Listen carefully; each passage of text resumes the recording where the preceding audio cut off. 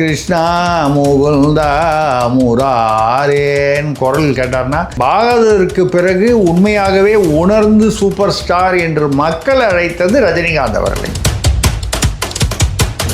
ஃபுல்லாக வழுக்கத்தில் கருப்பாக தான் இருக்காரு. ஆனால் அதை பற்றி கொஞ்சம் கூட கவலைப்படாமல் அப்படி தான் போகிறார். புதுசாக கட்சி ஆரம்பித்தவங்களாம் விக்கு, அது என்னமோ 1.25 கோடி விக்குங்கிறாங்க.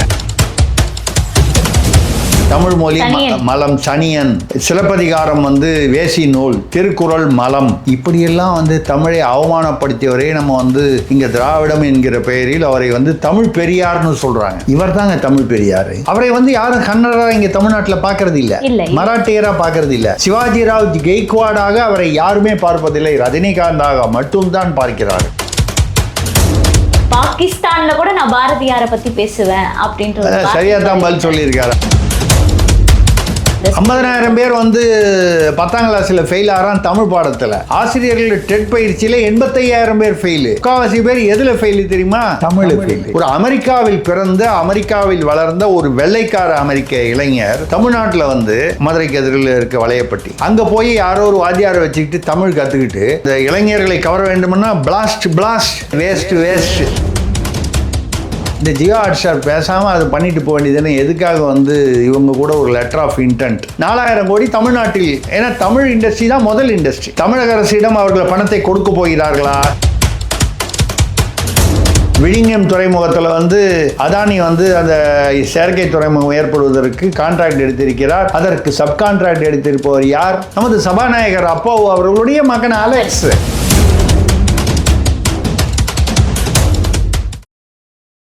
கலங்கரை சொந்தங்களுக்கு அன்பு வணக்கம். கலங்கரை நிகழ்ச்சிக்கு உங்களை வரவேற்பதில் மகிழ்ச்சி. இன்று நம்மோடு நேர்காணலில் இணைந்திருப்பவர் மூத்த ஊடகவியலாளர் திருசக்தி அவர்கள். வணக்கம் சார். வணக்கம்மா, சொல்லுங்க, எப்படி இருக்கீங்க? நலமா இருக்கேன் சார், நீங்க நலமா இருக்கீங்களா சார்? நீங்கள் சீமான் அவர்களை சந்தித்து எங்களுடன் பகிர்ந்து கொண்டது உங்க ஆதரவாளர்கள் மிக்க மகிழ்ச்சியில் இருக்காங்க நம்ம சேனல்ல. நம்ம ஆதரவாளர்கள்னு சொல்லுங்க, அது சரியா இருக்கும். ஏன்னா நம்மன்னு சொல்லும்போது நான் கட்சி ரீதியாக சொல்லவில்லை, ஒரு கொள்கை, கோட்பாடு, நிலைப்பாடு, அந்த மாதிரி விஷயங்களை அப்படி இருக்கிறவங்க தான் ஒன்று என்ன தேடி வருவாங்க, இல்லை நான் எங்கே பேசினாலும் அந்த இடத்துக்கு தேடி வருவாங்க. ஆதரவாளர்கள்னு சொல்கிறதுடைய அர்த்தமே அதானே. எனக்கும் மகிழ்ச்சி, கலங்கரை மேலும் மேலும் வளர்ச்சி பெற வேண்டும் என்பது தான் என்னுடைய அவாவும் கூட. நல்ல விஷயம். கண்டிப்பாக சார். சார், இன்று ரஜினிகாந்த் அவர்களினுடைய பிறந்த நாள். சீமான் அவர்கள் வாழ்த்து தெரிவித்திருக்கார். இன்னும் பெயரிலேயே காந்தத்தை வைத்திருக்கிறார் அப்படின்ற ஒரு வார்த்தையை பதிவு பண்ணியிருக்காரு. இது எப்படி பார்க்குறீங்க? இதில் ஓட்டு அந்த பாலிடிக்ஸ் இருக்கா? அப்படி இல்லைன்னா ரஜினிகாந்த் அவர்களினுடைய தமிழ் பற்றை போற்றும் வகையில் சீமான் அவர்களினுடைய வாழ்த்து இருக்கா அப்படின்ற பல கேள்விகள். அதாவது ரஜினிகாந்த் என்பவர், ஆங்கிலத்தில் ஒரு வார்த்தை இருக்குது, ஒரு ஃபினாமினா, ஒரு பரிணாமம். ஏன்னு கேட்டால் சூப்பர் ஸ்டாருங்கிற வார்த்தையை முதல்ல உங்களுடைய தலைமுறையில் தெரிஞ்சிருக்காது.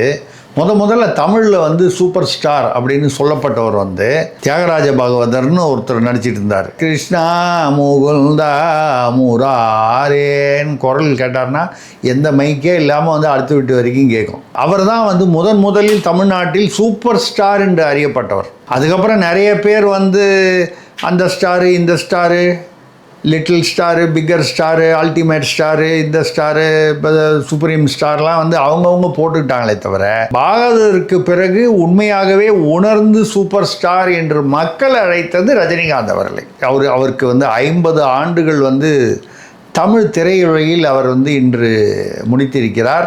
அது மட்டும் இல்லாமல் படையப்பா படம் ரீரிலீஸ் பண்ணி பட்டையை கிளப்பிட்டு ஓடுதான். காலையில் கேள்விப்பட்டேன். அதான் சொன்னேன். இப்போ 50 வருஷம் ஆச்சு. ஜெயலலிதா அவர்களிடம் அப்போ போயிட்டு அம்மா படையப்பாவில் நீலாம்பரி கேரக்டர் உங்கள் கேரக்டர், அது கொஞ்சம் பிடிவாதமும் அந்த ஆதிக்க குணமும் உள்ள ஒரு கதாபாத்திரம். ஆண்களில் எப்படி சில பேர் இப்படி இருக்காங்க அப்படி இருக்காங்கன்னு சொல்கிற மாதிரி பெண்களில் அப்படி ஒரு பிடிவாதமும் அந்த தன்னாதிக்க இதுவும் உள்ளவங்க இருப்பாங்க. எனக்கு இந்த பொருள் வேண்டும்னா அது வேண்டும் தான், மாற்றிக்க முடியாது. அப்போ அவங்ககிட்ட போய் சொன்னபோது அவங்க சொன்னாங்க, படத்தை போட்டு பார்த்துட்டு அதெல்லாம் ஒன்றும் இல்லையே, அவர் என்ன கிண்டல் பண்ணுற மாதிரியோ என்ன இது பண்ணுற மாதிரியோ நீங்கள் சொல்கிற மாதிரிலாம் ஒன்றும் இல்லை, தவறாலாம் என்கிட்ட சொல்லாதீங்கன்னு சொன்னாலாம். கொம்பு சீ விடுறதுக்காக போய் சொல்லி ஜெயலலிதா அவர்களே பார்த்துட்டு அருமையாக இருக்குது, ரம்யா கிருஷ்ணன் பிரமாதமாக பண்ணியிருக்காங்க, இதில் என்ன எங்கே வந்து வம்புக்கு இழுக்கிற மாதிரி வந்து பண்ணியிருக்காங்கன்னு நீங்கள் சொல்லுது கொஞ்சம் கூட உண்மை இல்லைன்னு சொல்லி சொன்னதாக ஒரு தகவல் உண்டு. ரஜினிகாந்த் அவர்கள் வந்து தமிழ்நாட்டில் வந்து இவ்வளவு 170 படங்கள் முடிச்சிருக்காரு. இப்போ கூட இன்னைக்கு பிறந்தநாள் அன்னைக்கு அவர் ஜெயிலர் 2 ஷூட்டிங்கில் கோவாவில் இருந்துக்கிட்டு தான் அந்த பட குழுவினரோடு அதை கொண்டாடி இருக்கிறார். அவர் சூப்பர் ஸ்டார் ஆகியிருப்பதுடன் வந்து ஒரு மிகப்பெரிய வந்து அவரிடம் வந்து ஒரு பலம் என்ன அப்படின்னு கேட்டீங்கன்னா, வெளியில் வரும்போது பாருங்க எந்த மேக்கப்பும் இல்லாமல் அவர் ஃபுல்லாக வழுக்கத்தலை கருப்பாக தான் இருக்காரு. சாதாரணமாக அவரை பார்த்தீங்கன்னா ஒரு ஹீரோன்னு யாரும் சொல்ல மாட்டாங்க. ஆனால் அதை பற்றி கொஞ்சம் கூட கவலைப்படாமல் அப்படி தான் போறாரு. அந்த இயல்பான தன்மையோடு தான் போறாரு. அதெல்லாம் இல்லை. மக்களும் வந்து அந்த இயல்பான தன்மையுடன் அவரை ஏற்றுக்கொண்டிருக்கிறார்கள். இப்போ நான் சொன்னால் தப்பாக போயிடும். தமிழ்நாட்டில் அதே மாதிரி வழுக்க உள்ள நடிகர்கள் யாரெல்லாம் இப்போ வந்து விக்கு வச்சுருக்காங்க அப்படின்னு சொன்னால் உங்களுக்கு ஆச்சரியமாக இருக்கும். புதுசாக கட்சி ஆரம்பித்தவங்களாம் நான் விக்கு வச்சா ஏதோ தப்புன்ற அர்த்தத்தில் சொல்ல. இப்போது பெண்கள் வந்து பொதுவாக இயல்பாகவே குணாதிசயம் வந்து பெண்கள் வந்து வெளியில் போகும்போது கொஞ்சம் மேக்கப் போடுவாங்க. சில பேர் வந்து நல்லா இருக்கிற மூஞ்சியை கூட மேக்கப் போட்டு கெடுத்துப்பாங்க. அதை பற்றி நான் சொல்லலை. நான் சொல்கிறது பொதுவாக பெண்களுக்கு அந்த ஒரு நினைப்பு இருக்கும். ஆனால் ஆண்கள் வந்து இந்த சினிமாவில் ஹீரோவாக இருப்பாங்க, கொஞ்சம் கேர்ஃபுல்லாக இருப்பாங்க. ஆனால் அதை பற்றி கூட கவலைப்படாமல் நான் எப்படி இயல்பாக இருக்கிறேனோ அப்படிதான் மக்கள் என்னை ஏற்றுக்கொள்வார்கள் என்ற அவருடைய தன்னம்பிக்கை பாராட்டப்பட வேண்டியது. எம்ஜிஆர் அவர்கள் கூட இதே மாதிரி அவருக்கு வழுக்கை. அவர் என்ன பண்ணார், அதை மறைப்பதற்காக ஒரு புஷ்குள்ளா ஒன்று வைத்துக் கொண்டார். கருணாநிதி அவர்களுக்கு அந்த கண் பார்வையில் சில பிரச்சனைகள் இருந்ததுனால அந்த கருப்பு கண்ணாடி அணிந்திருந்தார். இப்போ விஜய் அவர்கள் கூட வந்து விக், அதுதான் நம்ம வெளிப்படையாகவே பேசுகிறோம், அவர் விக் அணிந்திருக்கிறார். முதல்வர் ஸ்டாலின் அவர்களும் வந்து விக் அணிந்திருக்கிறார் என்பது அது என்னமோ 1.25 கோடி விக்குங்கிறாங்க. நமக்கு தெரியல அது எவ்வளவா இருந்தால் நமக்கு என்ன வந்தது. அவருக்கு இருக்குது, அவர் வசதி இருக்குது, இல்லை அவருக்கு வந்து அது எவ்வளவுன்னு நமக்கு தெரியாது. அது எவ்வளவா இருந்தாலும் அவருக்கு சௌகரியம், அவருடைய தோற்றம் எப்படி இருக்க வேண்டும் என்று அவர் விருப்பம். நானாகத்தான் இருப்பேன் அப்படின்னு வந்து இருக்கார் பாருங்க. அது மிகப்பெரிய தன்னம்பிக்கை. அது ஒரு சூப்பர் ஹீரோவாக இருந்துட்டு சினிமாவில் போய் பார்க்கும்போது நம்ம பார்க்குறோம் அவர் எவ்வளோ இவ்வளோ அழகாக இருக்கார், இவ்வளோ பிரமாதமாக. இந்த ஸ்டைல் பாருங்கள், ஸ்டைலுக்காக ஒருவர் வந்து ரஜினி இது ஸ்டைலு தான் அப்படின்னு பாட்டே எழுதுகிற அளவுக்கு வந்தது அப்படின்னு சொன்னால் ரஜினி தான். அவருக்கு நிகர் அவர்தான். ரஜினிகாந்த் அரசியலுக்கு வரக்கூடாது ஏன்னு கேட்டால் அவருக்கு வந்து தடித்த தோல் இல்லை. அரசியலுக்கு வரணும்னா தடித்த தோல் தேவை. தேவையில்லாமல் ஒருத்தன் திட்டுவான், அவசியமே இல்லாமல் கண்ணாமுன்னான்னு பேசுவான். அதெல்லாம் தாங்கிட்டு ராத்திரி தூங்கணும். நம்ம அந்த ஆட்டத்திற்கு நம்ம தயாராக இருக்கணும். உங்களுடைய குணாதிசயம் அப்படிப்பட்டது அல்ல. அப்படி இருக்கும்போது நீங்கள் அரசியலுக்கு வராமல் இருக்கிறது உங்களுக்கு நல்லது, மக்களுக்கு நல்லது அப்படின்னு நான் எழுதினேன். இப்போ அவருடைய பிஆர்ஓ சுதாகர் வந்து உடனே ஆஃபீஸுக்கு வந்துட்டார். வந்தவுடனே ரஜினி சார் உங்கள்கிட்ட பேசணுன்னாரு. நான் நினச்சா கோவமாக பேச போகிறாரு. அதான் முதல் தடவை நான் ரஜினியோட பேசுகிறது. கோவமாக பேசுவார், ஏன் அப்படி எழுதினீங்க? சூப்பராக எழுதியிருந்தீங்க.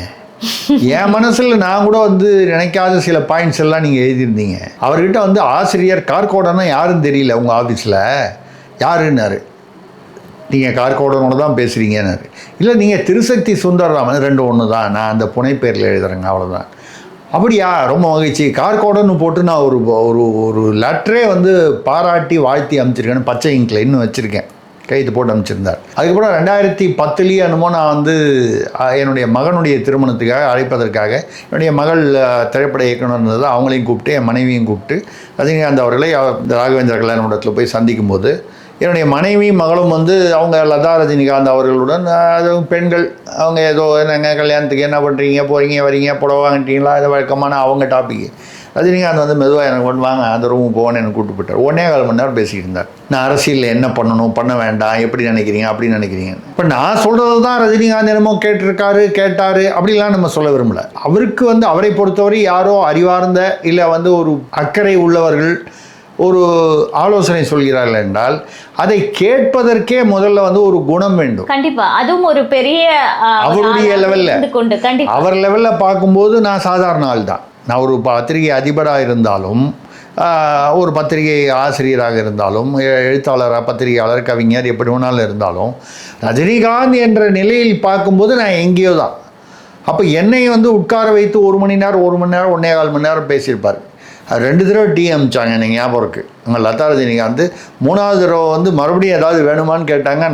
நாசூக்கா ரஜினிகாந்த் சிரிச்சிட்டு சொன்னேன், பொம்பளைங்க இப்படி வந்து கேட்டாங்கன்னா போதும் நீங்கள் பேசுனது, கிளம்புங்க அப்படின்னு அர்த்தம் அப்படின்னு சொல்லி சிரிச்சிட்டு நான் சொன்னேன். இல்லை அப்படி இல்லைன்னாரு. அப்புறம் ஒரு 5 நிமிஷத்தில் முடிச்சு. இல்லை எதற்காக சொல்லணும்னா மிகவும் நல்ல மனிதர், ஆன்மீக சிந்தனை உள்ளவர். இப்போவும் இமயமலைக்கு போயிட்டு வராரு. அதுக்கு ஒன்றும் பெரிய விளம்பரம் பண்ணுறதில்லை. அவர் அந்த படத்துறையில் வந்தபோது அவர் வந்து சந்தித்த முதல்ல வந்து வில்லனாக வந்து ஹீரோவாக மாறியவர். கே பாலச்சந்தர் அவர்களுடைய அந்த அபூர்வ ராகங்களை வந்து ஃபஸ்ட்டு சீனே எடுக்கும்போதே பாருங்கள், இறைவன் வந்து எப்படி கொடுக்குறான்னு பாருங்கள். அந்த கேட் ஓப்பன் பண்ணுற மாதிரி, அந்த பங்களாவுடைய கேட் அப்படி ஓப்பன் பண்ணுற மாதிரி, அது கேட்டு திறக்கிற மாதிரி அது இறைவனுடைய அருள். பாலச்சந்தர் ஒரு கால் அப்படி நினைத்து எடுத்தாரா என்று எனக்கு தெரியவில்லை. அப்படி வந்து எடுத்திருக்காரு. அவர் சந்தித்த சவால்கள் எல்லாம் அதிகம். ரஜினிகாந்த் எம்ஜிஆர் என்ற ஆளுமை இருக்கும் பொழுது தன்னை தாண்டி ஒரு சூப்பர் ஸ்டார் வருவதை யாருமே விரும்ப மாட்டார்கள். எம்ஜிஆர் கூட 23 வருடங்கள் தான் தொடர்ந்து வந்து ஒரு சூப்பர் ஸ்டாராக இல்லை ஒரு மேல்நிலையில் இருந்தார். ஒரு 50 வருஷமாக இருக்கார். இது வரைக்கும் யாரையும் இல்லை. அரசியலிலும் பார்த்தீங்கன்னா எம்ஜிஆர், கலைஞர் கருணாநிதி, ஜெயலலிதா இவர்களெல்லாம் இருக்கும் பொழுது ரஜினிகாந்த் அரசியலுக்கு வந்தால் தங்களை தோற்கடித்து விடுவாரோ இல்லை தங்களுக்கு பின்னடைவு ஏற்படுமோ என்று எம்ஜிஆரும் கருதினார் ஒரு காலத்தில். அதுக்கப்புறம் கலைஞர் கருணாநிதி கருதினார். அதுக்கப்புறம் ஜெயலலிதா அவர்களும் கருதினார்கள். அப்போது கொஞ்சம் மூப்பனாரோடு சேர்ந்து இருந்தார். சில சமயங்கள் அரசியல் அவர் எடுத்த வந்து தவறுகள், அதாவது நிலைகள் தவறுகள் என்று சொல்லலாம், மனித இயல்பு, அதெல்லாம் தாண்டி இன்று வரை அவருக்கு ஒரு மிகப்பெரிய கூட்டம். அந்த கவர்ச்சி, நடிப்பினால் உண்டாகக்கூடிய அந்த ஸ்டைல் மன்னன் கவர்ச்சி. இப்போ கூட ஞாபகம் வச்சு பார்த்தீங்கன்னா அந்த பாலச்சந்தர் படத்தில் தான் அந்த சிகரெட் அப்படி தூக்கி போட்டு பிடிப்பார். அதில் வந்து நடுவில் வந்து அந்த இவர் பூர்ணவிஸ்வநாதன் சொல்லுவார், 10 தடவை சேர்ந்த மாதிரி போடணும், நடுவில் ஒரு தடவை வந்து 10 தடவை போட்டுட்டிங்கன்னா இந்த டொயோட்டா கார் சாவி இது உனக்கு, இல்லைன்னா 10 தடவை ஒரு தடவை மிஸ் ஆனால் கூட அது உன்னோட கட்டை விரல் எடுத்துருவேன்னாரு. விரலை வெட்டி வச்சிடணும், ஏதோ ஒரு விரலை வெட்டி வச்சு. அது 10 தடவை போடும்போது 7 தடவை போட்டுருவார். 8ஆவது தடவை வரும்போது கை நடுக்க இயல்பாக மனிதனுக்கு உள்ளது, போட்டுருவார். இல்லை எப்படியெல்லாம் வந்து ஒரு அந்த ஸ்டைல் என்றால், அதே மாதிரி அவர் வந்து வில்லனாக இருந்து ஹீரோவாக வந்தவர். நிச்சயமா. நான் நாடக மேடையில் தொடங்கும்போது நான் வில்லனாகத்தான் தொடங்கினேன், பின்னால் தான் ஹீரோவானேன். அது வந்து பொதுவாக இந்த நாடகம் சினிமாவில் வரும்போது எடுத்த உடனே ஹீரோவாக வருது. ஒரு சிலருக்கு தான் சிவாஜி கணேசன் போன்ற பராசக்தியில் கிடைச்ச மாதிரி வாய்ப்புகள் வந்து ஒரு சிலருக்கு கிடைத்திருக்கலாம். ஆனால் இப்போ நீங்கள் இவரை எடுத்துக்கிட்டிங்கன்னா எம்என் நம்பியார் அவர்கள் பெரிய வில்லன்னு சொல்கிறீங்களே, முதல்ல அவர் வந்து ஹீரோவாக தான் வந்தார். அதுக்கப்புறம் வில்லன் ஆகிட்டார். வில்லனாகி போடுன்னு போட்டார். நம்பியார் போல ஒரு வில்லன் இருக்க முடியாதுன்னு சொல்கிற அளவுக்கு வந்து இன்னைக்கு வந்து எம்என் நம்பியார்னா அப்படின்னு கை அப்படி வச்சுட்டு அது ஒரு அவருக்குன்னு ஒன்று கிரியேட் பண்ணார். இப்போ நம்ம ரஜினிகாந்தை பற்றி புகழும்போது 2-3 விஷயங்களை வந்து குறிப்பிட்டு சொல்ல வேண்டியது இருக்கிறது. அவர் எங்கிருந்தோ கன்னடத்திலிருந்து வந்தவர். உண்மையில் பார்த்தீங்கன்னா அவர் வந்து சிவாஜிராவ் கெய்க்வாட் என்பது தான் அவருடைய இயற்பெயர். கண்டிப்பாக சார், அதனால தான் நான் கேட்டேன். சீமான் அவர்கள் வாழ்த்து தெரிவிச்சிருக்காரு அப்படின்னும் போது ஓட் பாலிடிக்ஸ் ஒரு பக்கம் இருந்தாலும் ஒரு பக்கம் தமிழ் அப்படின்ற கேள்வி இருக்கு. இப்போ பிரதமர் மோடி அவர்கள் கூட வந்து இன்றைக்கு வந்து ரஜினிகாந்த் அவர்களுக்கு வாழ்த்து தெரிவித்திருக்கிறார். முதல்வர் ஸ்டாலின் அவர்கள் கூட சொல்லியிருக்காரு, உள்ளொன்று வைத்து புறமொன்று பேசாதவர் ரஜினிகாந்த். இயல்பாக தான் சொல்லியிருக்கார், சொல்லுதை நேர்மையாக சொல்லியிருக்கிறார் முதல்வர் அவர்கள். இப்படி கட்சி சார்பற்ற அனைவரும் பாராட்டுகிறார்கள் என்றால் ஒருவர் வந்து நல்லவராகத்தான் இருக்க வேண்டும். எந்த சர்ச்சைக்கும் உள்ளாகாதவர், எல்லோருடனும் நல்ல உறவு இருந்தால்தான் எல்லோரும் பாராட்டுவார்.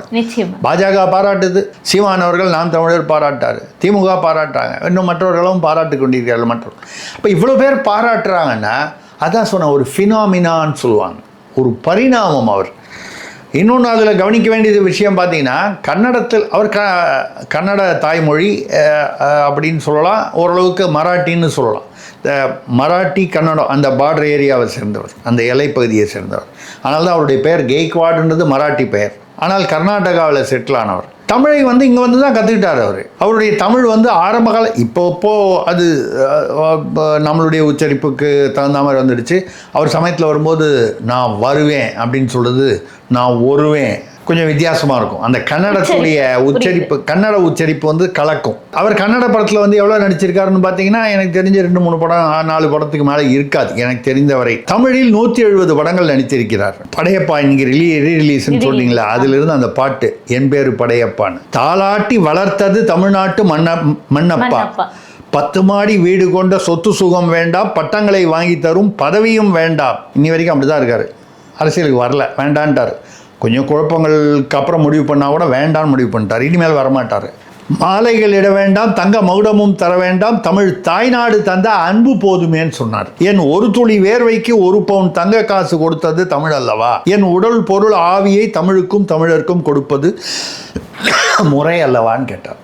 நல்ல மனிதர்களுக்கு தான் அந்த நன்றி உணர்ச்சி. என் நன்றி கொண்டார்க்கும் உய்வுண்டாம், உய்வில்லை செய் நன்றி கொன்ற மகர், திருவள்ளுவர் சொன்னார்.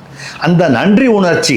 அதே மாதிரி இன்னொரு படத்தில், அது படம் வந்து அண்ணாமலைன்னு நினைக்கிறேன், அன்னை வாங்கி கொடுத்தது தாய்ப்பால், என்னை வாழ வைப்பது தமிழ்ப்பால். ஆமா ஆமா, அண்ணாமலை படத்தில்.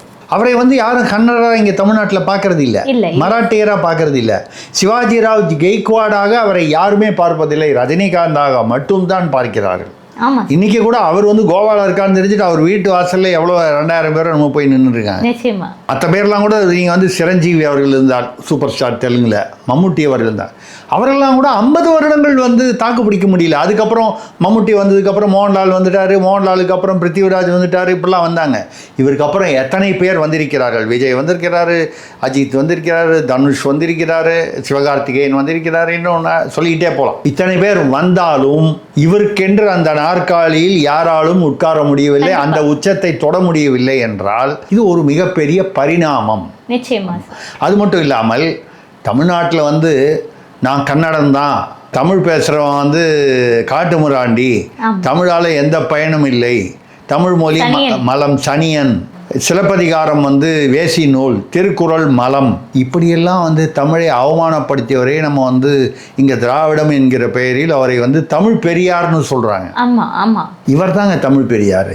கன்னடம் மராட்டியிலிருந்து தமிழ்நாட்டிற்கு வந்து இங்கேயே தங்கி வளர்ந்து தன்னையும் வளர்த்து கொண்டு சத்தம் போடாமல் நிறைய வந்து தான தர்மங்கள் நல்ல விஷயங்கள் செஞ்சுட்டு இருக்காரு. ஆனால் எங்கேயாவது விளம்பரம் வருதா? வரல. தன்னை வளர்த்த இந்த தமிழன்னைக்கு வந்து நன்றி செலுத்தும் விதமாக தமிழ்நாட்டிற்குத்தான். அப்போ இவரை தமிழர்னு நம்ம சொல்லணுமா? என்னை பொறுத்தவரை தமிழில் வந்து ஒரு பெரியவர், பெரியார் என்றால் நம்மை விட அவர் ஏதோ ஒரு அளவில் உயர்ந்தவர் என்றது. தமிழ்நாட்டில் தமிழ் மண்ணில் எத்தனையோ பெரியார்கள் இருக்கிறார்கள், சைவ குறவர்கள் இருக்கிறார்கள், ஆழ்வார்கள் இருக்கிறார்கள், இலக்கியத்தில் எத்தனையோ பெரியவர்கள் இருக்கிறார்கள், சமூக நீதியில் இருக்கிறார்கள். நான் கன்னடன், தமிழன் இல்லை என்று சொன்னவரை தமிழ் பெரியார் என்று சொல்கிறார்கள். உண்மையிலேயே கன்னடத்திலிருந்து வந்து தமிழனாகவே வாழ்ந்து கொண்டிருக்கும் இவரை வந்து நம்ம தமிழ் பெரியார் அப்படின்னு சொன்னால் என்னை பொறுத்தவரை வந்து பொருத்தமானது. அதே மாதிரி இன்னைக்கு வந்து முத்தமிழ் காவலர், முத்தமிழ் அறிஞர்னு சொல்லக்கூடிய ஒருத்தர், அவர் குடும்பத்தில் இருக்கிறவங்க பேசுகிற தமிழெல்லாம் பார்க்கும்போது, அதுவும் துண்டு சீட்டை வச்சுட்டு படிக்கும்போதே வந்து தவறும்போது இவர் பேசுகிற தமிழ் நிச்சயமாக அதெல்லாம் விட நல்லா தான் இருக்குது. ஒரு சரித்திர நாயகன் அப்படின்னு என்றைக்கோ ஒரு நாள் ஒருத்தரால் தான் செய்ய முடியும். சினிமா உலகங்கிறது ரொம்ப வருஷமாக இருக்குது, இதுக்கப்புறம் நமக்கு அப்புறமும் இன்னும் வரப்போகுது. அதில் வந்து நம்ம வந்து ஒன்றும் இல்லை. இது வந்து ஆனால் சீமான் அவர்கள் பாராட்டியது வந்து வாக்கு வங்கிக்காகவா என்றால் இல்லை, தமிழ் பற்று அப்படின்றது, அந்த பற்று, அந்த கலைப்பற்று, தமிழ் பற்று. ஏன்னா அந்த கலையின் மேல் ஆர்வமும் தமிழின் மேல் ஆர்வமும் இருந்தால்தான் ரஜினிகாந்த் என்ற பரிணாமத்தை சரியாக முறையாக புரிந்து கொள்ள முடியும். அது சீமானுக்கு இருக்கிறது. அதனால் அவர் வாழ்த்தி இருக்கிறார். நான் அதே மாதிரி பிரதமர் எங்கிருந்தோ இருந்து வாழ்த்தி இருக்கிறார். சென்னையில் என்னை சந்திக்கிறதுக்கு ஜெயலலிதா அவர்களை வந்து பதவி பிரமாணம் செய்து வைப்பதற்காக முதல்வராக, குஜராத் முதல்வராக வருகிறார். அப்போ உங்களை சந்திக்கிறேன்னு அவருடைய அலுவலகம் மூலமாக சொல்லிட்டாங்க.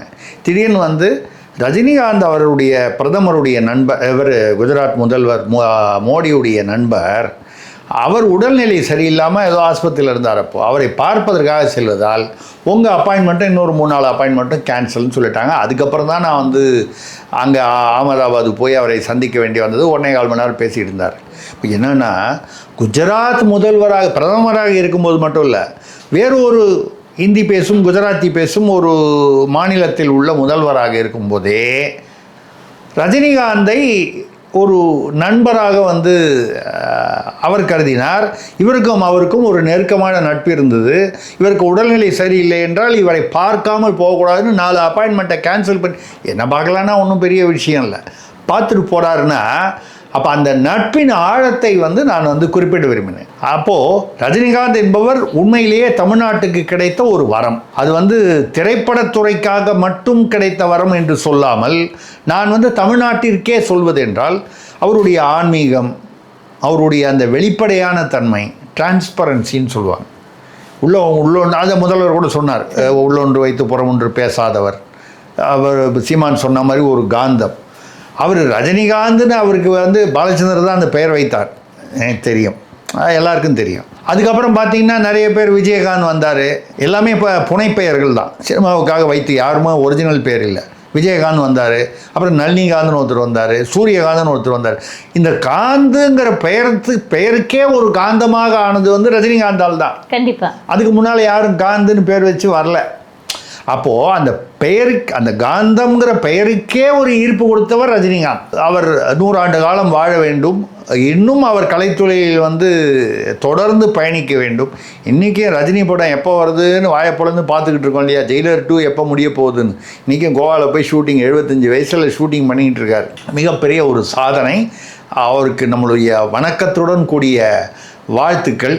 இது சினிமா சம்பந்தமானது மட்டும் இல்லை, அரசியலிலும் ஏதோ ஒரு வகை அவர் வந்து எனக்கு ஞாபகம் இருக்குது ஒரு சின்ன அது ஒரு இன்சிடெண்ட். ஜெயலலிதா அவர்களும் என்னமோ முதல்வராக இருந்தபோது அந்த போயஸ் கார்டனில் அவர் வாழ்ந்து கொண்டிருந்தார் ஜெயலலிதா. அவருடைய இல்லம் இருந்ததுனால எங்கேயும் போகாமல் அவங்க வர்றாங்க. பொதுவாகவே முதல்வர் வர எல்லா முதல்வரும் வந்தால் அரை மணி நேரத்துக்கு அங்கே டிராஃபிக் நிறுத்திடுவாங்க. ரொம்ப நேரமாக வந்து 2 மணி நேரமாக டிராஃபிக் நிற்கிது. முதல்வர் வராருன்னு சொல்லி ஏதோ காரணமாக அவர் அங்கே டிலே ஆகிடுச்சு. ஆனால் இங்கே போலீஸ்காரனுக்கு வந்து நீ நிறுத்துனா நிறுத்திடுவாங்க, அவர் அங்கே டிலேவாக வரதெல்லாம் அவங்களுக்கு தெரியாது. அப்போ ரஜினிகாந்த் வந்து சொல்கிறாரு, இந்த மாதிரி நான் வீட்டுக்கு போகணும், பீக்கில் இருக்கார் ரஜினிகாந்த், நான் வீட்டுக்கு போகணும் அப்படிங்கிறாரு. அப்போ போலீஸ் அதிகாரி வந்து யாராக இருந்தாலும் விட முடியாது. ஏன்னா அங்கே வந்து கொஞ்சம் ஜெயலலிதாவும் திரைத்துறை, இவரும் திரைத்துறை, இவர் ஒரு சூப்பர் ஸ்டாரு. அரசியல் ரீதியாக அப்பொழுது வந்து ஜெயலலிதாவுக்கு எதிரான சில கருத்துக்களை இவர் கூறினார். இந்த காரணங்கள் இருக்குமா, இல்லை இயல்பாகவே அந்த போலீஸ் அதிகாரி சொன்னாரா தெரியாது. அதெல்லாம் முடியாது, விட முடியாதுன்ட்டார். ரஜினிகாந்த் வந்து வேற ஒருத்தராக இருந்தால் வந்து சண்டை போட்டிருப்பாங்க, நான் அவருக்கு ஃபோன் பண்ணுறேன், இவருக்கு ஃபோன் பண்ணுறேன், அவர் ஒன்றுமே பண்ணல. அமைதியாக வந்து வெளியில் வந்து கை கட்டிட்டு நின்னார். 2 நிமிஷம் ஆச்சு, 3 நிமிஷம் ஆச்சு, கும்பல் 500, 1000, 2000 ஏறுது. போலீஸ் அதிகாரி வெளுத்து போய், ஐயா நீங்கள் வண்டியில் ஏறுங்க, உங்கள் வண்டியை நான் உடனே அனுப்பிச்சிடுறேங்க அப்படின்னு சொல்லி அனுப்பிச்சிட்டாரு. சிரிச்சுக்கிட்டே போயிட்டார். அதாவது ஒரு பிரச்சனையை கூட எப்படி கூலாக யாரையும் புண்படுத்தாமல் அந்த இடத்துல கேட்டிருக்கலாம். அவர் என்ன உங்கள் சிஎம்னா ஏதாவது ஒன்று சில வார்த்தைகளை அவர் வந்து விட்டுருக்கலாம். அப்படிப்பட்ட ஒரு பண்பட்ட மனிதர், யாரையும் புண்படுத்தக்கூடாதுன்னு சொல்லுங்க. கண்டிப்பா சார். நேற்று சீமான் அவர்கள் RSS மேடையில பாரதியாருக்காக பேசினாரு. சீமான் எப்படி RSS மேடையில பேசலாம், அப்போ பாஜகவின் பி டீமா சீமான் செயல்படுறாரா அப்படின்னு பல கேள்விகளை ஊடகங்கள் முன் வச்சது சார். ஆனா சீமான் சொன்ன வார்த்தை, பாகிஸ்தான்ல கூட நான் பாரதியாரை பத்தி பேசுவேன் அப்படின்ற சரியா தான் பதில் சொல்லியிருக்காரு. அவரே சொல்ல வேண்டிய பதில சொல்லிட்டாரு. பாரதி என்ன RSS தலைவரா? அவரு பிஜேபி, பாரதிய ஜனதா சங்கம் என்ற கட்சியே வந்து இந்த ஒரு சமீபத்தில் தானே வந்து, அதுக்கு முன்னால் ஜனதா கட்சியாக இருந்து, அப்புறம் அது வந்து பாரதிய ஜனசங்கமாக இருந்து, அதுக்கப்புறம் வந்து பாஜக என்று வந்தது வாஜ்பாய் தலைமையில். அப்போ வந்து நீங்கள் வந்து அது வந்து RSS வந்து மேடை அப்படின்னு எப்படி சொல்ல முடியும்? ஸோ பாரதியாரை வந்து ஒரு சாதிக்குள்ளாகவோ இல்லை ஈவன் நம்ம ஒரு மாநிலத்துக்குள்ளாகவோ ஒரு கொள்கை சித்தாந்தத்துக்குள்ளாகவோ கொண்டு வரக்கூடாது. அவர் தேசிய கவி மற்றும் இல்லை, சர்வதேச கவி. அவரை போன்ற ஊழிக்கூத்து என்ற ஒரு கவிதை ஒன்று எழுதியிருக்காரு. அந்த மாதிரி ஊழிக்கூத்து என்ற கவிதையை வந்து எழுதியவர் வந்து பாரதியாரை தவிர உலகில் நீங்கள் ஷெல்லி, கீட்ஸு, இவர் உங்களுக்கு தெரிஞ்ச என்ன பேர் வேணாலும் சொல்லுங்கள், பாரதியாரை தவிர வேறு யாருமே வந்து பண்ண முடியாது. அது வந்து அந்த மாதிரி கவிதை வந்து எழுதியதில்லை. அந்த கருத்து, அவருக்கு தோன்றிய கருத்து ஆழம், கருத்து வளம் வந்து வேறு யாருக்கும் இல்லை. அப்படிப்பட்ட பாரதியார் வந்து அதை எந்த மேடையில் பேசுனா என்ன, அது RSS மேடையாக இருந்தால் என்ன? இந்த தம்பி வைரபாரதின்னு பேசினார். இந்த வைரபாரதி முதலாக புத்தகம் வெளியிட்டது என்னுடைய திருசக்தி பதிப்பகத்தில் தான். இளம் எழுத்தாளராக என்னிடம் யாரோ கொண்டு வந்து அறிமுகப்படுத்தினார்கள். அப்போ நான் கேட்டேன், என்னப்பா அது வைரபாரதி சொந்த பெயரானு? இல்லை, பாரதி எனக்கு ஒரு பெரிய ஒரு பாரதியார்னா ஒரு பிடிக்கும், வைரமுத்து அவர்களும் எனக்கு வந்து பிடித்தமான கவிஞர், இது ரெண்டையும் இணைத்து வைரபாரதி என்று வைத்துக்கொண்டேன். அவருடைய விருப்பம். அவர் நல்ல கவிஞர், அந்த தம்பி வந்து நல்ல கவிஞர். அவருடைய முதல் புத்தகத்தை என்னுடைய திருசக்தி பதிப்பகத்தில் வெளியிட்டோம். எதற்காக சொல்கிறேன் என்றால், எந்த மேடையாக இருந்தால் சொன்ன மாதிரி பாகிஸ்தான் ஆப்கானிஸ்தானில் இருந்தால் கூட மகாகவி பாரதியாரை பற்றி பேசுவதற்கு ஒரு மேடை கிடைத்தால் பாரதியின் புகழை அங்கே பாகிஸ்தானிலும் போய் பரப்ப வேண்டும். அப்போ தான் பாரதிக்கு நாம் நன்றி செலுத்துவது உண்மையாக இருக்கும், நேர்த்தியாக இருக்கும், நேர்மையாக இருக்கும். அதை சீமான் செய்கிறார். ஊடகங்களே தமிழ் மொழியை மக்களிடம் கொண்டு போய் சேர்ப்பதையே ஒரு அரசியலாக பார்ப்பதே இந்த ஊடகங்களின் வேலையாக மாறிடுச்சா அப்படின்ற கேள்வி. இல்லை, அதுக்கு காரணம் ஊடகங்களை ஊனகங்களாக மாற்றி விட்டார்கள். நாம் மாற்றுத்திறனாளிகளை நாம் அவர்களை மாசுபடுத்தி பேச வேண்டும் என்பதற்காக இல்லை. இது ஊடகங்களை உண்மையிலேயே அவர் தான் சொல்லிட்டார்ல, ஆர்எஸ் பாரதி. ஊடகங்கள் வேசி ஊடகங்கள்னு சொன்னார். அவர் சொன்னதில் எனக்கு வருத்தம் தான். நான் சார்ந்த ஊடகத்துறையை 47 வருடங்களாக நான் சார்ந்த ஊடகத்துறையை, பத்திரிகை துறையை ஒருத்தர் வேசின்னு சொல்லும்போது எனக்குள்ளேயும் ரத்தம் கொதிச்சுது. ஆனால் அப்புறம் யோசனை பண்ணி பார்த்தேன், அவர் சொன்ன விதம் வேணால் சரியாக இருக்கல, அந்த வார்த்தை வேணால் மோசமாக இருக்கே தவிர சொன்னது உண்மை இல்லைன்னு சொல்ல முடியல. ஏனென்றால் ஆனால் அந்த வேசித்தனத்திற்கு காரணமே திராவிட முன்னேற்ற கழகமும் திராவிட மாடல் அரசும் தான் என்பது உண்மை. பிள்ளையும் கிள்ளி விட்டுட்டு தொட்டிலையும் ஆட்டுறாங்க அவங்கங்கிறது உண்மை. ஆனால் விலை போய்விட்டார்கள். அவர்களுக்கு அந்த தமிழ் ஆர்வம் என்பது கொஞ்சமும் இல்லை, தமிழ் மீது பாசமும் இல்லை. தமிழை வைத்து அரசியல் தான் செய்கிறாங்கன்னு சொல்லுவீங்க? ஆமாம், தமிழர் தான். தமிழை வைத்து வியாபாரம் செய்கிறார்கள், அரசியல் செய்கிறார்கள் என்று கூட சொல்லவில்லை. அரசியலை தாண்டி அந்த தமிழ் அரசியல் இதை மூலமாக வியாபாரம் செய்கிறார்கள். இதனால தான் இன்னும் நம்ம 2 தலைமுறை கிட்ட மாணவர்கள் தமிழ் தெரியாமல் 20% மேலே இருக்காங்க அப்படின்ற அந்த 50,000 பேர் 10ஆம் கிளாஸில் ஃபெயில் ஆகிறான் தமிழ் பாடத்தில். ஆசிரியர்கள் இன்னைக்கு டிஎன்பிஎஸ்சியில் ஃபெயில் ஆகிறாங்க. ஆசிரியர்கள் டெட் பயிற்சியில் 85,000 பேர் ஃபெயிலு. அதில் முக்கால்வாசி பேர் எதில் ஃபெயிலு தெரியுமா? தமிழில் ஃபெயிலு. தாய்மொழி. 8ஆம் கிளாஸ் பையனை கூப்பிட்டு அந்த ஏசர்னு ஒரு ஆய்வு எடுத்துகிறாங்க. அதில் 2ஆம் கிளாஸ் தமிழ் பாட புத்தகத்தை கொடுத்து படிக்க சொல்கிறாங்க. படிக்க முடியல 8ஆம் கிளாஸ் பையன். நீங்கள் அப்புறம் ஆமாம், நீங்கள் எல்லாமே இங்கிலீஷில் தான். ஈரோட்டுக்காரர் சொன்னார்ல, வேலைக்காரிகிட்ட பேசுனாலும் இங்கிலீஷில் பேசணும்னு. அதை மனசில் வச்சுக்கிட்டு நீங்கள் உங்கள் கம்பெனி, உங்கள் வீட்டில் வச்சுருக்கிற பள்ளிக்கூடம் இதுக்கெல்லாம் இங்கிலீஷில் பேர் வைப்பீங்க. உங்கள் சினிமா கம்பெனிக்கு இங்கிலீஷில் வைப்பீங்க. உங்களுடைய சேனல்லாம் இங்கிலீஷ் பேர் வைப்பீங்க. அப்புறம் நீங்கள் எப்படி தமிழ் வளர்ப்பீங்க? செம்மொழி வளர்ப்பது நாங்கள் தான். முதல்ல உங்கள் வீட்டில் வளருங்க, உங்கள் குடும்பத்தில் வளருங்க, உங்களுடைய சம்மந்தப்பட்ட வியாபாரம் தொழிலில் வளருங்க. சுத்தமான தண்ணீர் இதில் பாட்டிலில் வரக்கூடிய அந்த தண்ணீர்னா அதுக்கு ஒரு பேர் வச்சா கூட இங்கிலீஷ் பேர் தான் வைக்கிறீங்க. இன்னைக்கு பாருங்கள், சேனல்லாம் பேசுகிறவங்க நெறியாளர்கள்னு பேசுகிறவங்களாம் இப்போது நம்ம இவ்வளோ திங்ஸ் ஸோ மெனி டேஸ் நீங்கள் இந்த ப்ரோக்ராம்லாம் பார்த்துருக்கீங்க. உங்களுடைய ஃபீட்பேக் என்னன்னு தெரிஞ்சுக்கிறதுக்கு வி ஆர் வெரி கீன். அதுக்கப்புறம் உங்களுடைய ஃபீட்பேக்கை இந்த ப்ரோக்ராமுடைய ஃபீட்பேக்கை இந்த நம்பரில் நீங்கள் வாட்ஸ்அப் பண்ணுங்கள். இதில் நடுவில் தமிழ் ஒரு வார்த்தை 2 வார்த்தை தேட வேண்டியிருக்கு. இது ஏன் தமிழில் சுத்தமாக பேச முடியாதா? நேற்றோ என்னமோ ஒரு இதில் வாட்ஸ்அப்பில் பார்த்தேன். ஒரு அமெரிக்காவில் பிறந்த, அமெரிக்காவில் வளர்ந்த ஒரு வெள்ளைக்கார அமெரிக்க இளைஞர் தமிழ்நாட்டில் வளையப்பட்டி, மதுரைக்கு எதிரில் இருக்க வளையப்பட்டி, அங்கே போய் யாரோ ஒரு வாத்தியாரை வச்சுக்கிட்டு தமிழ் கற்றுக்கிட்டு மிக அருமையாக 10 நிமிடம் வீடியோவில் தமிழில் பேசினார். நடுவில் ஒரு வார்த்தை கூட ஆங்கிலத்தில் வரவில்லை. அதை பார்த்து விட்டு உண்மையிலேயே மனதிற்குள் எழுந்து நின்று சல்யூட் அடித்தேன். உண்மையிலேயே எழுந்துக்கல, மனதிற்குள் எழுந்து நின்று நான் அவருக்கு வணக்கம் தெரிவித்தேன். எங்கிருந்தோ வந்தவர். இப்ப இருக்க காலகட்டத்தில் தமிழர்களாலேயே அதை செய்ய முடியல. சீமான் அவர்கள் அடிக்கடி சொல்லக்கூடிய, வேதனையோடு தெரிவிக்கக்கூடிய, தமிழர்களால் செய்ய முடியல. எங்கள் குடும்பம்தான் தமிழுக்கு செம்மொழியாக தமிழை மாற்றிய மொழி என்று சொல்பவர்களால், அவங்க குடும்பத்தில் இருக்கிறவங்களாலும் சரி, அந்த கட்சியில் இருப்பவர்களானாலும் சரி, பொதுவாக அரசியல் அந்த கட்சி மட்டும் இல்லாமல் பிற கட்சிகளிலும் சொல்கிறேன். இன்றைக்கி நம்ம அந்த அந்த இளைஞர்களை கவர வேண்டும்னா பிளாஸ்ட். அப்போ நமக்குள்ளே என்ன தோணுது? அவர் பாணியிலேயே வேஸ்ட் அப்படின்னு சொல்லணும்னு நினைக்கிறோம். ஏன் அதை அந்த தமிழ் ஆர்வம் ஏன் வரமாட்டேங்குது? ஐயா இருக்கலாம், ஐயா ஒவ்வொருத்தர் வேறு ஒரு மாநிலத்திலிருந்து ஒரு சில 100 வருடங்களுக்கு முன்னால் அவங்க குடும்பம் இங்கே தங்கியிருக்கலாம். ஒருத்தரை பற்றி ஒரு மாதிரி சொல்லுவாங்க. அப்படி பார்க்க போனால் எம்ஜிஆர் அவர் தாய்மொழி மலையாளம், இலங்கைக்கு போய் இலங்கையிலிருந்து வந்தவர். ஜெயலலிதா கன்னடத்திலிருந்து வந்தவர். கருணாநிதி அவர்கள் தெலுங்கு ஓங்கோலிலிருந்து வருவார்னு சொல்லுவாங்க. இவங்க எல்லாருக்கும் நான் அதனால் இப்படின்னு நீங்கள் அதுக்கு ஒரு சாக்கு சொன்னால், தமிழன் ரஜினியை பாருங்கள் என்று சொல்வதை தவிர வேறு வார்த்தையே தேவையில்லை. கண்டிப்பாக சார். தமிழன் ரஜினி நான் வேணும்னு தான் சொல்கிறேன். அவரும் அப்படி தானே வந்தார், அவர் பேசுகிறாருல்ல. அப்போது வந்து இவங்களால் பேச முடியாதா? உங்கள் குடும்பத்தில் நீங்கள் வந்து அந்த தமிழை ஆதரிக்க முடியாதா? அப்புறம் நீங்கள் செம்மொழின்னு எதுக்கு பேசுகிறீங்க?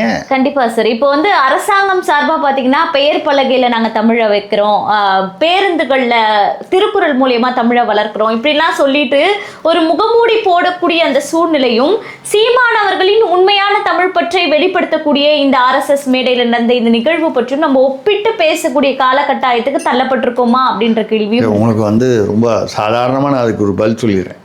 நீங்கள் இந்த அந்த திருக்குறளை வந்து பேருந்துகள்லாம் போட்டிருக்காங்கன்னு சொல்கிறீங்களே, அதில் பாதி பேருந்தில் அதெல்லாம் காணாமல் போயிடுச்சுங்க. ஆனாலும் சரி இருக்குன்னே வச்சுப்போம். நம்ம தமிழ்நாட்டில் இருக்கிற எல்லா அமைச்சரையும் ஏதாவது ஒரு பஸ்ஸை நிறுத்தி, பேருந்தை நிறுத்தி, அதில் ஏற்றி அந்த திருக்குறளை பார்த்து முழுசாக படிச்சிட சொல்லுங்கள். எவ்வளோ பேர் அதில் வந்து வெற்றி பெறுறாங்க, எவ்வளோ பேர் படிக்காமல் தவறு செய்கிறாங்க பாருங்கள். தமிழ் எப்படி வாழ்கிறது என்பது தெரியும். அப்போ வந்து சீமான் பேசுவது எவ்வளவு வந்து அதாவது ஒரு நல்ல விஷயம், உயர்ந்த விஷயம், பாராட்டக்கூடிய விஷயம், போட்டுதலுக்குரிய விஷயங்கிறது. நான் வந்து அதை அப்படி சொன்னால் ஏதோ சீமானுக்கு இவர் வந்து சொம்பு, சீமானுக்கு வந்து ஆதரவாளர், இவர் வந்து அவரிடம் ஏதோ பணம் வாங்கிவிட்டு இப்படி தான் பேசுவாங்க. நான் ஒரே ஒரு வார்த்தை விட்டுருங்க, சீமானை விட்டுருங்க. எல்லா அமைச்சரையும் வரிசையாக வர சொல்லுங்கள்.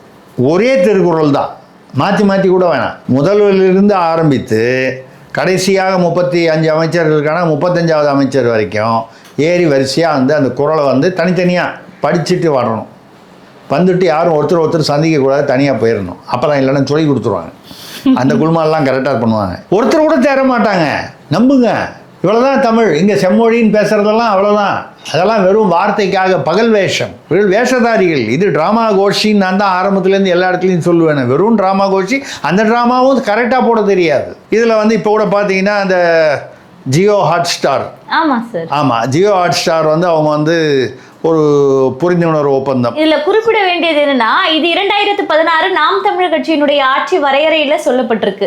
அரசாங்கமே ஒரு திரைப்படம் தயாரிக்கும், நெடுந்தொடர்களை தயாரித்து வெளியிடும் அப்படின்னும் போது சர்ச்சையை கிளப்பிய இந்த திராவிட கட்சிகள் இன்னைக்கு அதை செயல்முறைப்படுத்துது அப்படின்னும் போது இதை எப்படி பார்க்க? அந்த இடத்துல நான் உங்களோட கொஞ்சம் வித்தியாசப்படுறேன். நீங்கள் வந்து சொல்கிறத பார்த்தா ஏதோ நாம் தமிழர் சொன்ன ஒரு நல்ல கருத்தை எடுத்து திமுக ஆட்சி வந்து அதை வந்து தாங்கள் செய்வதாக அப்படி செஞ்சால் கூட நான் வந்து அதை பாராட்டுறேன். நல்லதை யார் சொன்னாலும் கேட்டுக்கொள்ளலாம் சார். அப்படி செய்யப்பட்டதுதான் அன்பு சோலை, அரும்பு முல்லை மொட்டு. அந்த விஷயம் நான் சொல்றது வந்து ஒரு நல்ல விஷயத்தை இன்னொருவரிடமிருந்து நாம் தெரிந்து கொண்டு அங்கிருந்து எடுத்து நாம் செயல்படுத்தினால் அது வந்து காப்பி அடிச்சிட்டாங்க நம்ம வந்து விமர்சனம் பண்ணுறதை விட ஒரு நல்ல விஷயத்தை செய்து பாராட்டுவோம்.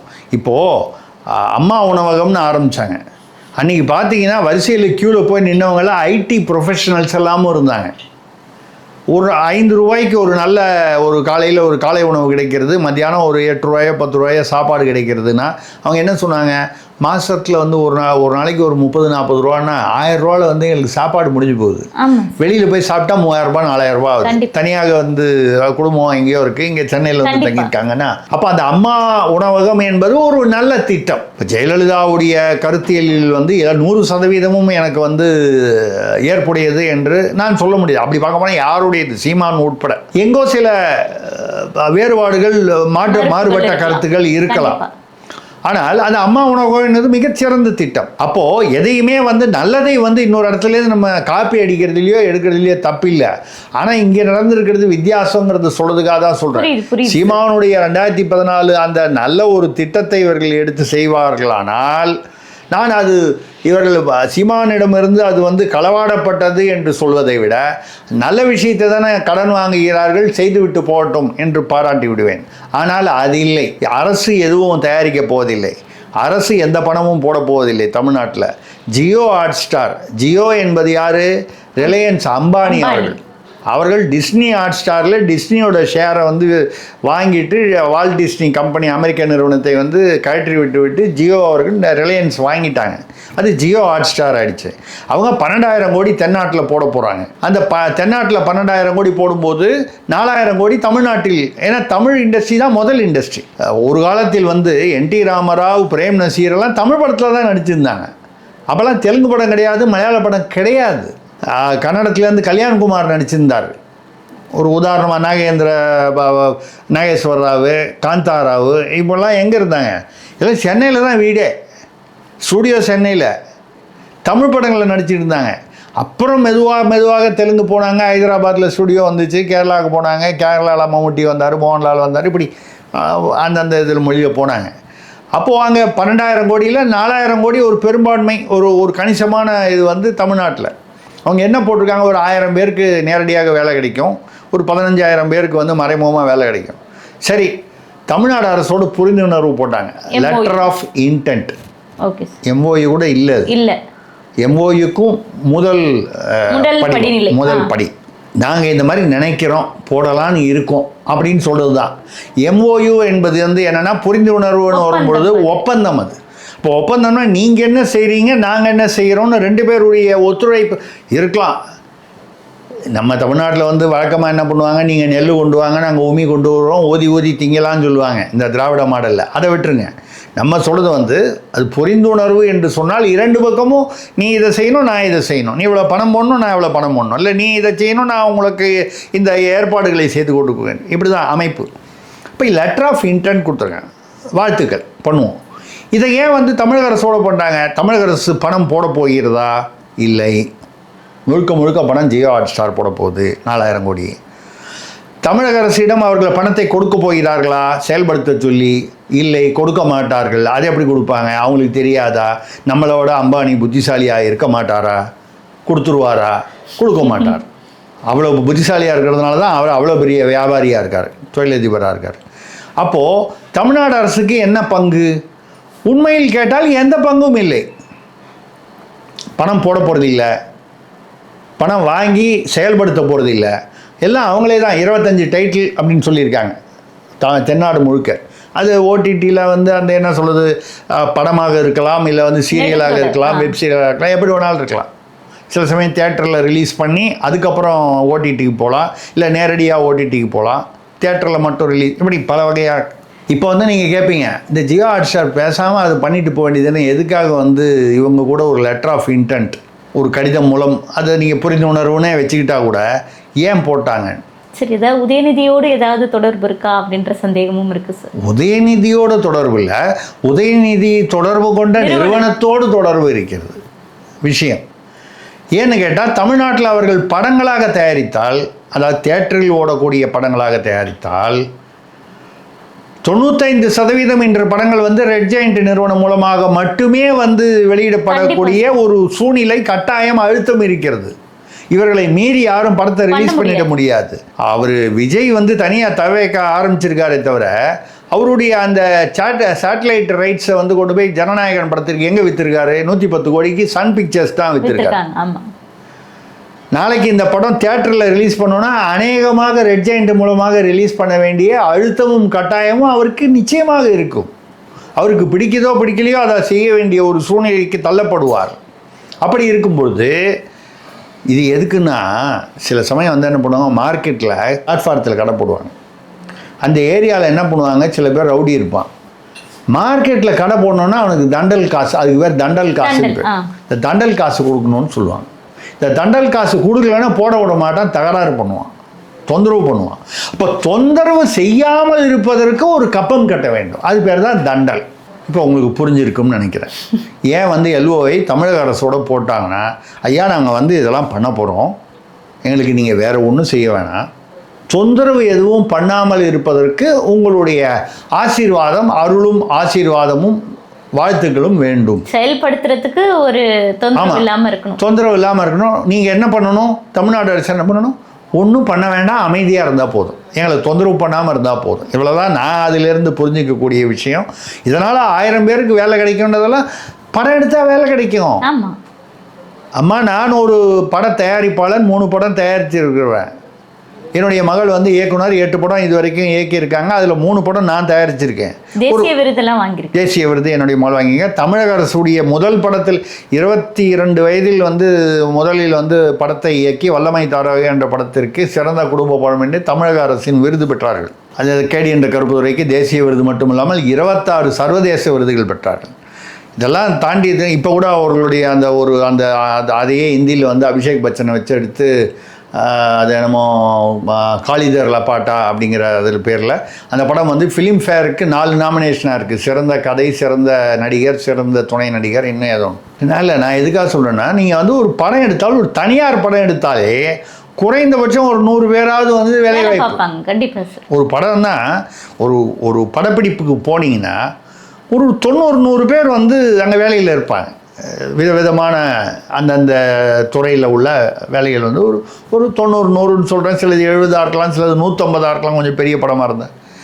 அப்போது இந்த 1000 பேருக்கு வேலை கிடைக்கும்னு சொல்கிறதெல்லாம் வந்து ஒரு பெரிய விஷயம் இல்லை. நான் வந்து அது வந்து ஏதோ தவறான விஷயம்னோ அதை குறைத்து மதிப்பிடவில்லை.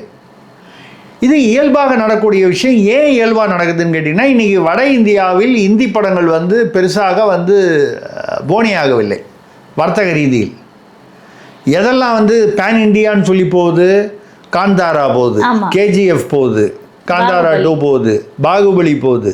தென்னாட்டில் இருந்து போகக்கூடிய படங்கள் தான் போகுது. அதில் கூட இன்னும் தமிழ் படம் போக ஆரம்பிக்கலை. கன்னட படங்கள், தெலுங்கு படங்கள் தான் அப்படி போயிருக்கு. ரஜினி படங்கள் போகும்ல சார்? இல்லை போகும், இல்லைங்க. பேன் இண்டியாவில் வந்து நீங்கள் டப்பிங் படம் போகிறது வேறு. நான் என்ன சொல்கிறதுன்னா, சமீபத்திய ட்ரெண்டில் 500 கோடி 700 கோடி இப்படியெல்லாம் வந்து பிரம்மாண்டமாக, இது எங்கே நம்ம வந்து இங்கே ஓடுறதுங்கிறது வேறு. உத்தரப்பிரதேசத்துலேயோ மத்திய பிரதேசத்துலேயோ வந்து ஒரு கன்னட படமோ தெலுங்கு படமோ தமிழ் படமோ ஓடுது அப்படின்றது ஒரு பெரிய விஷயம். கண்டிப்பாக மொழி மாற்றம் செய்யப்பட்டால் கூட, டப்பிங் செய்யப்பட்டால் கூட அங்கே ஓடுறது பெரிய விஷயம். அந்த வகையில் தென்னாட்டு படங்களுக்கு இப்பொழுது வடநாட்டில், இந்தி பேசும் மாநிலங்களில் வடநாட்டில் ஒரு பெரிய ஒரு எதிர்பார்ப்பும் ஒரு டிமாண்டும் கிரியேட் ஆகிருக்கு. அவர்கள் சிறந்த வியாபாரிகள். எதை வந்து எந்த சமயத்தில் பயன்படுத்தி கொள்ள வேண்டும் என்பது அவர்களுக்கு தெரிந்த வியாபாரிகள். அவங்க வந்து இங்கே வந்து இப்போ பண்ணுறாங்க. அதுதான் இந்த 4000 கோடி ஒப்பந்தம் போடுறாங்க. 4000 12,000 தென்னாட்டில். அதில் ஒரே ஒரு கேள்வியோடு முடிச்சுக்குவோம். இதே அம்பானியும் அதானியும் வந்து மத்திய வேறு வந்து திட்டங்கள் மற்ற ஊபி மாப்பி மற்ற மாநிலங்களிலெல்லாம் பண்ணும்போது மோடி 24 மணி நேரமும் அம்பானி அதானிக்காக தான் உழைக்கிறான். இப்போ கூட வந்து திருச்சி சிவா நினைக்கிற பாராளுமன்றத்தில் பேசும்போது திமுகவுடைய யாரோ ஒரு உறுப்பினர், திருச்சி சிவா என்று நினைவு, 4 பேருக்காக தான் வந்து 4 தொழிலதிபருக்காக மட்டுமே வந்து இந்த அரசு, மோடி அரசு உழைக்கிறது. அந்த 4 பேரில் அதானியோட நீங்கள் போட்டிருக்கீங்களா? ஸ்மார்ட் மீட்டருக்காக போட்டிருக்கீங்களா? காட்டுப்பள்ளி துறைமுகத்துக்காக போட்டிருக்கீங்களா? அவர் வந்து முதல்வரை 20 நிமிடமும் மாப்பிள்ளை சபரீசனை வந்து 1 மணி நேரமும் தனியாக பேசிட்டு போகிறாரா? அதானியோட பையன் கரண் அதானி விழிங்கம் துறைமுகத்தில் வந்து அதானி வந்து அந்த செயற்கை துறைமுகம் ஏற்படுவதற்கு கான்ட்ராக்ட் எடுத்திருக்கிறார். அதற்கு சப்கான்ட்ராக்ட் எடுத்திருப்பவர் யார்? நமது சபாநாயகர் அப்போ அவர்களுடைய மகன் அலெக்ஸ். நான் அதை வெளிப்படையாகத்தான் பேசியிருக்கிறேன். அப்போ அதானி உங்களுக்கு உறவாகி விடுகிறார். இப்போ ஜியோ ஹாட்ஸ்டாரோட கையெழுத்து போடும்போது அம்பானி உங்களுக்கு உறவாகி விடுகிறார்.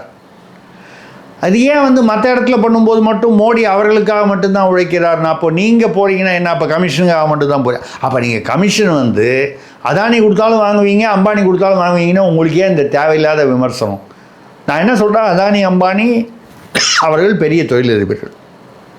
எல்லா இடத்துலையும் தொழில் ஆரம்பிப்பாங்க, எல்லா விதமான தொழிலும் ஆரம்பிப்பாங்க. அதை நாம் தமிழ்நாடு உட்பட யாரும் பயன்படுத்திக் கொள்வதில் தவறில்லை. தமிழ்நாட்டு மக்களுக்கு நன்மை ஏற்படும் என்றால் ஆனால் நம்ம வந்து நன்மைன்னு வந்து அங்கே வந்து தமிழ்நாட்டு மக்களின் நன்மையை பார்க்கல, நம் மக்களின் நன்மை, நம் குடும்ப மக்களின் நன்மை தான் பார்க்குறோம்.